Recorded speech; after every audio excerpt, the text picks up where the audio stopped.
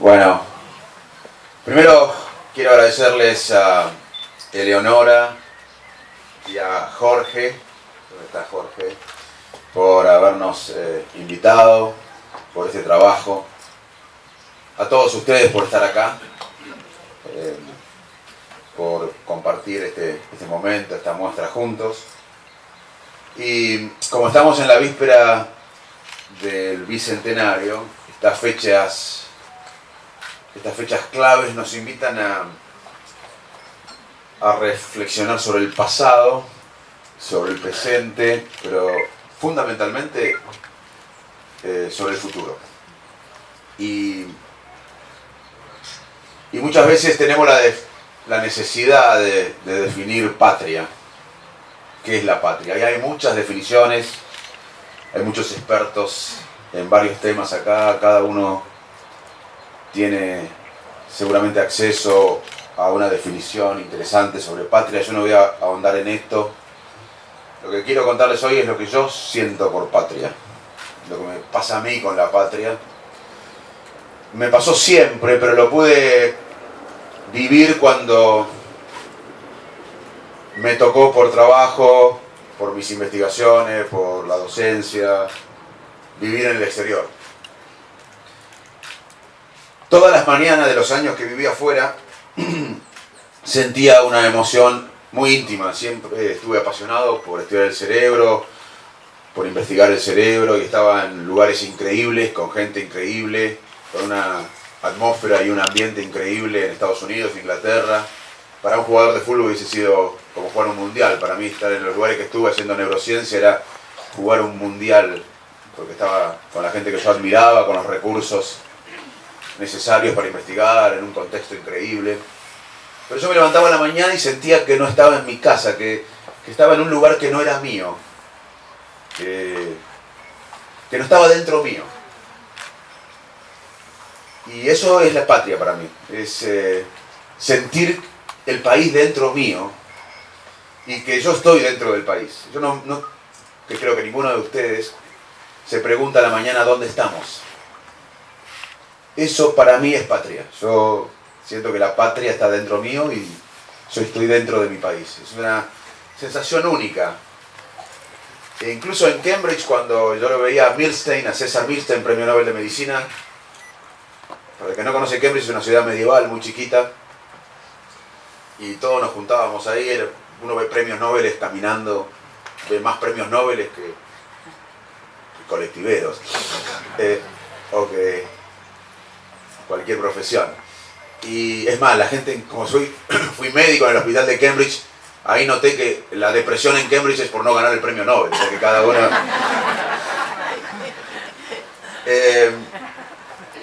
para que ustedes vean que la depresión se puede tener por varios motivos. Acá por motivos más crudos, pero allá la gente se deprime por no ganar el Nobel. Básicamente, cuando lo veía a Milstein, que yo no trabajaba en el área de él, yo hacía química y yo neurociencias, entonces tuve la libertad de ver un genio maestro, pero que no era de mi área, si bien era científico, no era de mi área particular. Entonces pude expresarme quizás con más libertad que si hubiese sido un químico, yo, un joven químico que veía el premio Nobel de química. Y estuve charlando con él y él estaba feliz allá, pero yo nunca lo envidié y lo envidio por todo lo que hizo y lo que hace y la nutrición, pero nunca lo envidié por vivir ahí, porque yo quería volver a mi patria. Así que para mí la patria es estar dentro de un país y no preguntarse dónde estamos, esa sensación, más allá de todas las definiciones que la historia, los académicos puedan decir. Y como dije, la patria es un pasado común, un presente compartido, pero sobre todo un futuro a construir. Y de eso quiero hablarles un poco más, del futuro. Un país no es un montón de tierra con gente viviendo adentro. Un país es como una familia, pero mucho más grande. Y en la familia, si tenemos varios hijos o varios sobrinos, y algunos tienen problemas, desde problemas neurológicos o psiquiátricos, que en mi área, o que algunos, imagínense alguien que no coma. Nosotros desesperadamente no nos ocupamos de lo nuestro, de estar acá escribiendo un trabajo científico en nuestro escritorio. Nosotros resolvemos el problema de la familia, que estén todos bien. Y en un país debería pasar eso, que miremos no solo a nuestros intereses, a nuestra vida, sino a los que la pasan mal, a los que no pueden jugar el partido, que podemos jugar nosotros quizás. Y por eso seguramente ustedes me conocen con esta dualidad de dos pasiones: estudiar el cerebro, investigar el cerebro, haber sido uno de los que trajo las neurociencias cognitivas a este país con tanta penetración del psicoanálisis, y no existía esta área en la Argentina.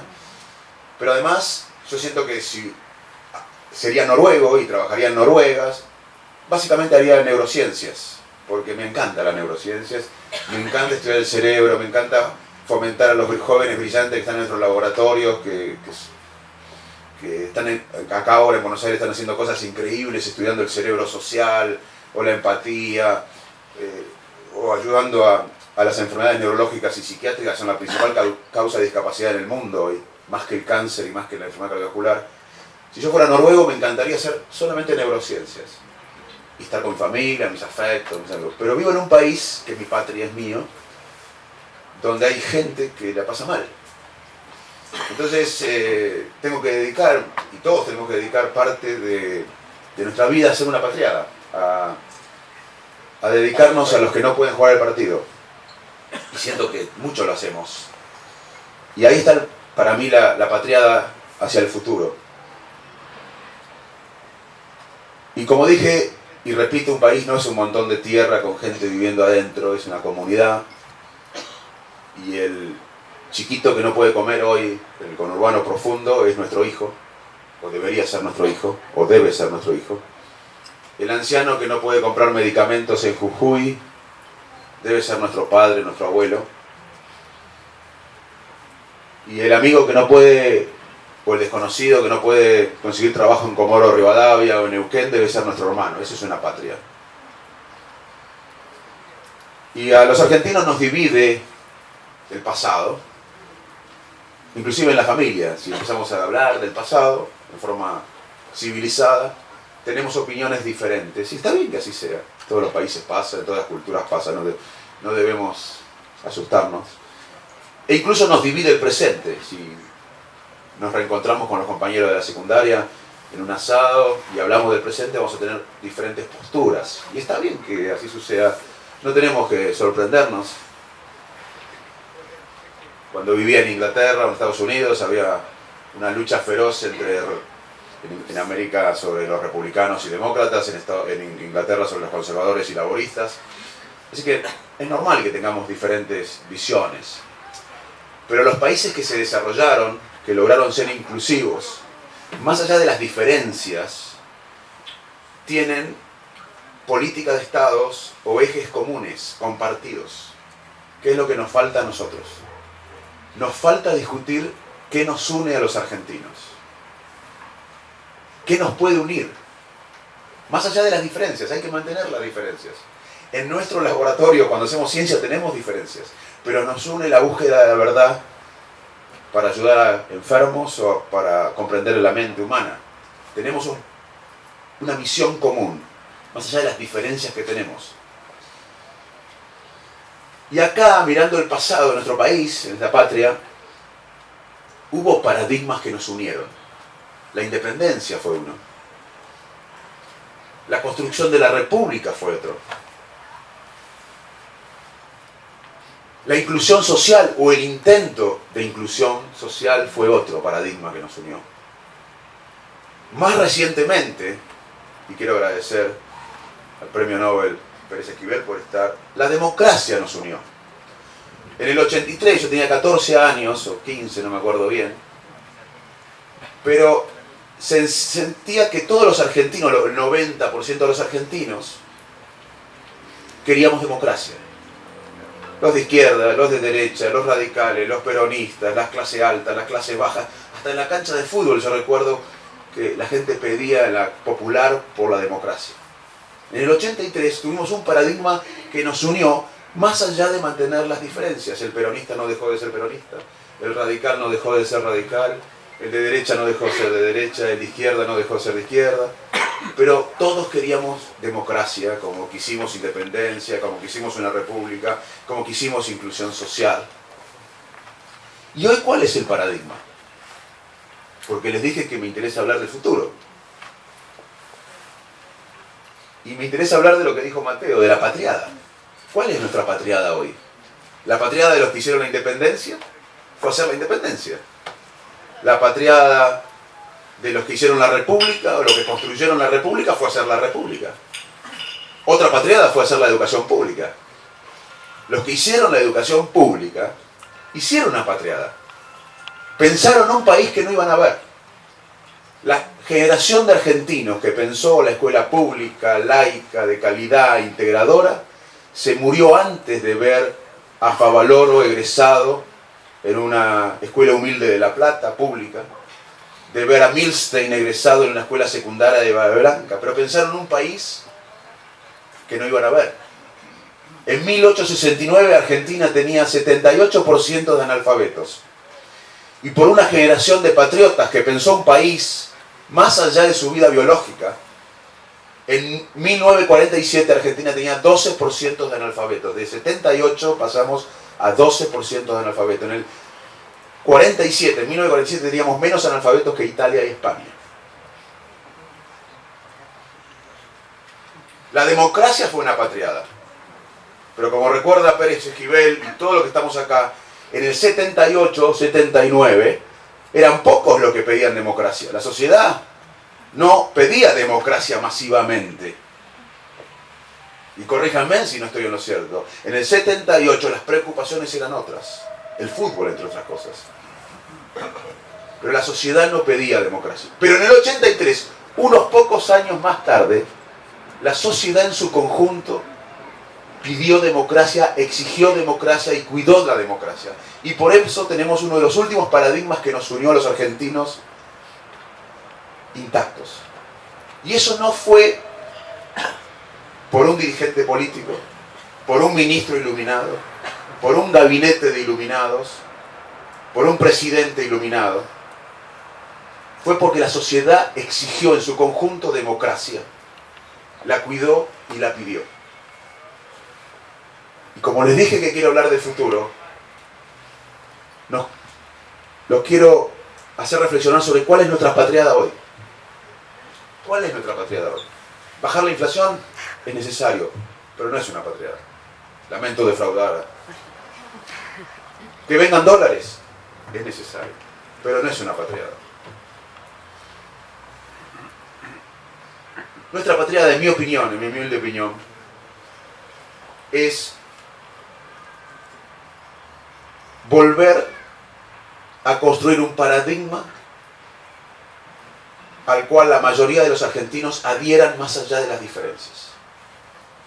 Y ese paradigma, como lo fue la independencia, la construcción de la república, la educación pública, la inclusión social, la democracia, hoy es el conocimiento.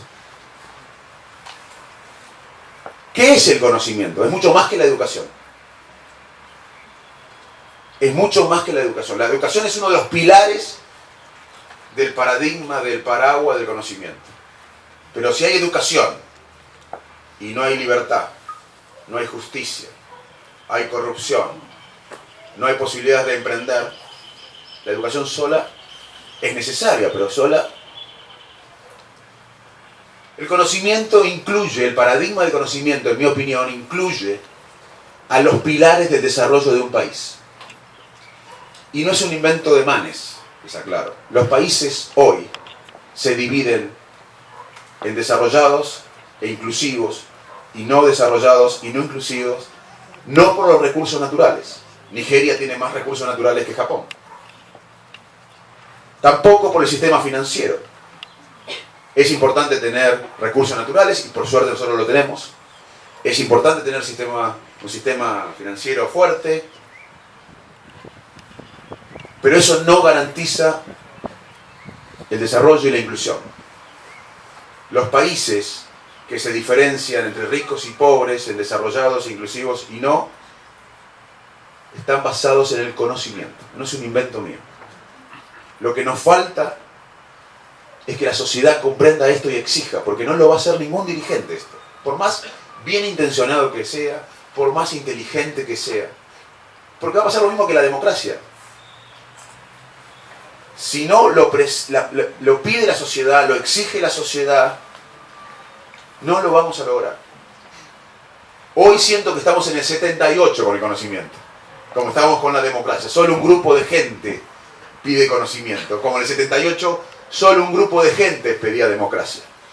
Y yo aspiro a llegar a un 83 del conocimiento, cuando la mayoría de la sociedad civil pida como paradigma y exija como paradigma de un país el conocimiento. El conocimiento es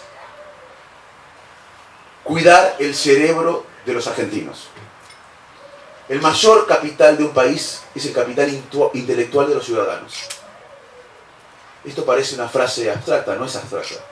Hoy hay 4 millones de jóvenes pobres en Argentina.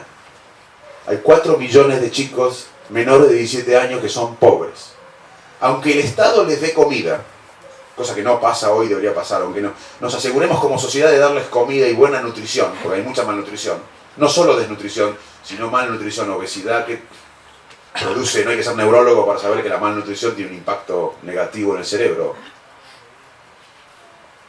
Aunque el Estado y la sociedad logre resolver el problema de la malnutrición e incluso resolver el problema de la vivienda, si un chico o un adolescente vive en el contexto de pobreza, aunque coma bien, aunque se alimente bien, aunque el Estado logre darle alimentos, que todavía no llegamos a eso, nos falta, y aunque le demos vivienda digna, que tampoco llegamos a eso, nos falta, no es una condición para que el cerebro se desarrolle. Además, el cerebro necesita salir del contexto mental de pobreza. Aunque alguien se alimente bien y tenga una vivienda digna, si el esquema mental es de pobreza, no va a poder pensar más allá de unas horas. Yo cuando tenía 12 años quería ser médico porque veía la figura de mi padre como médico rural. Y sabía, más allá de solucionar el día a día, de comer, de tener unos mangos para salir y de trabajar, y siempre me la rebusqué, tenía un proyecto. Terminar la primaria, la secundaria, venir a Buenos Aires, estudiar medicina, luego ser neurólogo, hacer la residencia.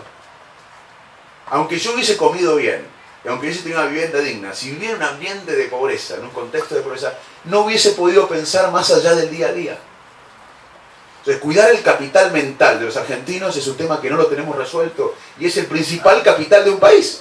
Porque el futuro, el presente y el futuro, la nueva patriada, tiene que ver con las ideas, la innovación de los cerebros de las sociedades. Y nosotros tenemos cerebros que no juegan el partido. Millones de cerebros que no pueden jugar el partido. 4 millones de jóvenes viviendo en pobreza hasta los 17 años.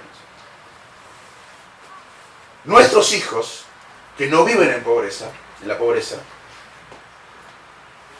tienen una mala calidad educativa. Todos. Porque nosotros los argentinos pensamos que la educación es mala, pero nuestros hijos están salvados. Mentira. Los hijos de nosotros, aunque vayan a colegios caros, entre comillas, no sé, tiene una mala educación a nivel mundial. La Argentina está a nivel 65 en las medidas PISA, que miden matemáticas, ciencia, lenguaje. Y en vez de preocuparnos por esto, criticamos a las medidas PISA. Es como si yo fuera médico, soy médico, y en la guardia viene alguien con fiebre, y en vez de preocuparme por qué causa la fiebre y tratar la fiebre, critico el termómetro. Nosotros criticamos las medidas, cómo se miden. De 100 chicos que entran al colegio hoy, solo se reciben en la primaria, se reciben 37 en la secundaria. Y de los 37 que se reciben en la secundaria, o 38, solamente la mitad comprende un texto complejo. O sea que nuestros hijos no comprenden un texto complejo. Los mejores alumnos de Argentina rinden un equivalente a un colegio normal de algún del suburbio de Shanghái. Un colegio del suburbio de Shanghái. La educación de nuestros hijos que no están en la pobreza es mala. Las instituciones no son fuertes, transparentes, sólidas. y la infraestructura es pésima. Son los 4 pilares de desarrollo de un país: el capital mental, la educación de calidad, la infraestructura y las instituciones. Todo tiene que ver con el conocimiento. Uno dirá, ¿pero qué? ¿La institución también? Sí. En Brasil hubo una encuesta que mostraba que la gente pobre, educada, no toleraba el roba pero hacen. La gente pobre, educada, no toleraba el roba pero hacen. Y la gente con mayor poder adquisitivo, pero no educada, toleraban el roba pero hacen. La educación impacta en la democracia, en el sistema democrático, e impacta en las instituciones. Esa es la nueva patriada, en mi opinión. Nosotros estamos en un contexto que tenemos que reflexionar sobre cuál es nuestra misión, nuestra patriada, más allá de nuestra familia, de lo que vemos, porque el ser humano tiene 2 tipos de altruismo: uno sobre lo que vemos, y somos bastante buenos en lo que vemos todos. Si nosotros vemos un chico que está ahora en un árbol lesionado, se cae al río, vamos todos y lo tratamos de ayudar. Tenemos un instinto natural, los seres humanos, a ayudar lo que vemos. Pero justamente, a diferencia de otras especies, nosotros tenemos otro tipo de altruismo, que es el que no vemos. Los chimpancés, las abejas, no tienen la posibilidad de ser altruistas de lo que no ven. Los chimpancés son altruistas con lo que ven. Hay un video que pueden ver en YouTube de un mono que salva un chiquito de otros monos en el zoológico de Chicago. Pero no son altruistas de lo que no ven. Los seres humanos somos humanos, tenemos la capacidad de ser altruistas sobre lo que no vemos. Acá en Argentina, cuando hay una inundación, todos somos altruistas porque lo vemos, la inundación, entonces mandamos fideos, mandamos comida, con los árboles hacemos bote y vamos a salvar al vecino, lloramos. Está bien eso no, es muy bueno, somos solidarios, somos un pueblo solidario, afectivo, tenemos una comunidad. Pero quizás decimos, ay, los suecos son más fríos los suecos, porque los suecos no hacen todas estas cosas, no mandan fideos, pero los suecos pagan los impuestos, no roban, hacen infraestructura y no se inundan. Y es un altruismo también, menos afectivo, pero altruismo de lo que no ven. Y esto es muy importante, porque nosotros tenemos que empezar a pensar en el bien común, y se los digo como experto en la conducta humana. Hay un juego que describimos con Mateo en el libro, que se llama el juego del bien común. Hay un administrador, que es Eleonora, y hay 10 participantes. Eleonora le dice a la gente, a los participantes, le voy a dar 100 pesos a cada uno, y ustedes van a tener que apostar lo que quieran de esos 100 pesos a un pozo secreto que lo voy a administrar yo, y yo voy a conocer. Y yo voy a duplicar lo que ustedes ponen. Entonces, la gente dice, bueno, pongo 100, me dan 100 más, Eleonora me duplica y después lo repartimos entre todos. Y 9 hacen eso, 9 empiezan a poner todo lo que le da Eleonora, 100, porque van a recibir 100, y después lo van a repartir entre todos. Pero uno utiliza la viveza criolla.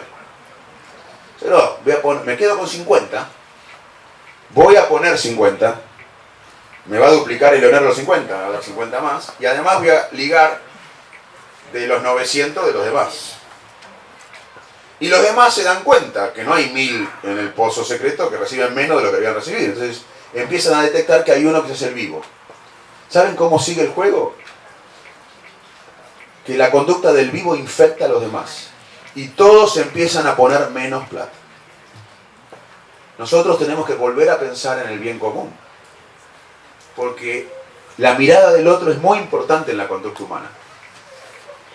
En el libro también hablamos sobre el cerebro corrupto. Hay conductas corruptas en las abejas, en los monos, en las hormigas. Así que nosotros como seres humanos también tenemos conductas tendientes a llevar agua para nuestro molino. Y es básicamente la historia de nuestra evolución. Nosotros en nuestra evolución, en miles de años, básicamente lo que hicimos es sobrevivir. Y para sobrevivir tuvimos que detectar el peligro y tratar de llevar comida y cosas materiales a nuestra tribu, a nuestra familia, a nuestra gente.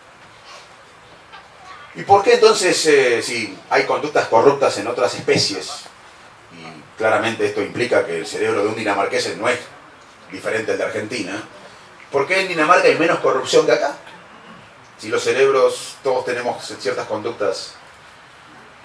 Porque en Dinamarca hay sanción social, hay ley, hay instituciones, hay castigo, hay una mirada del otro. Si no, la conducta humana puede avanzar. Esto que está pasando ahora, que les sorprende, que pensamos que ya no puede ser más bochornoso, puede seguir. Hay algunos países en África que al no tener instituciones, al no tener mirada social, al no tener sanción, eligen a los políticos que demuestran que son corruptos. O sea, el político que gana las elecciones en algunos países de África que tienen ausencia de instituciones, es el que demuestra que es corrupto. La gente intencionalmente vota al corrupto. Porque sabe que al no tener instituciones es la única manera que puede ligar algo. O sea que, ojo que estamos a mitad de camino si no creamos instituciones. Esto puede seguir. Así que los invito a reflexionar sobre la nueva patriada, la patriada contemporánea. Para nosotros es el conocimiento. Y para nosotros la sociedad civil tiene un rol importante. No se puede esperar esto de los dirigentes. Como la democracia se logró por la sociedad civil, no solo por dirigentes. El nuevo paradigma se tiene que lograr por la sociedad civil. Y si no, discutamos otros paradigmas. Por ahí no es el conocimiento. Para mí es el conocimiento no por mí, sino porque el mundo, los países que se han desarrollado y son inclusivos, están basados en el conocimiento, en las ideas, en la ciencia, en la innovación, en la educación de calidad y en que todos los ciudadanos de un país jueguen el partido. Pero si no, discutamos otro paradigma, pero discutamos qué nos puede unir a los argentinos. Ya nos separan varias cosas, y muchas cosas. No es grave, pero no es grave si hay algo que nos una más allá de todas las diferencias. Para terminar, también quiero citar a Borges. Pero quiero citar a Borges no en su sentido literario, sino político, cuando le dijo a Alfonsín en el 83, señor presidente, los argentinos no solo tenemos el derecho, sino el deber de la esperanza. Muchas gracias.